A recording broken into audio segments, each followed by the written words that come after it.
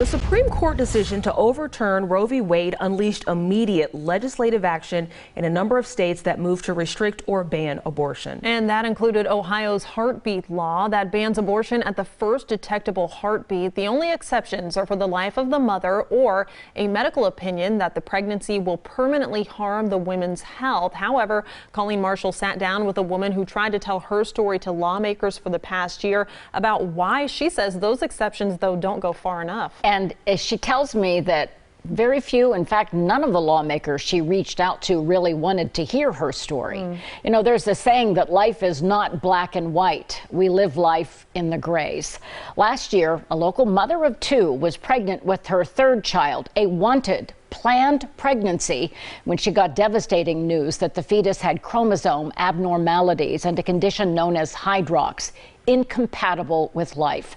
She was told she might carry the baby to term, but the baby would be stillborn or die within minutes of birth.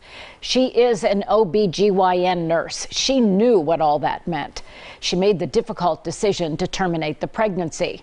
The mother's life, not in immediate danger. There was no way to predict permanent bodily harm for her. So under the terms of what's then just a proposed bill, the heartbeat bill, she knew Ohio lawmakers would interfere with her decision if they could.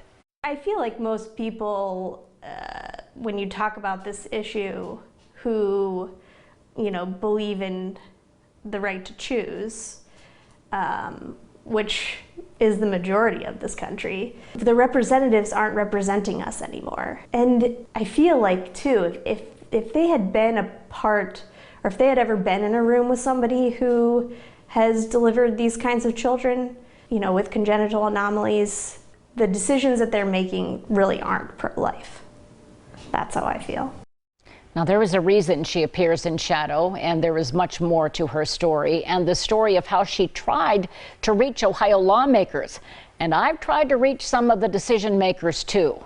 All of that coming up tonight at 6.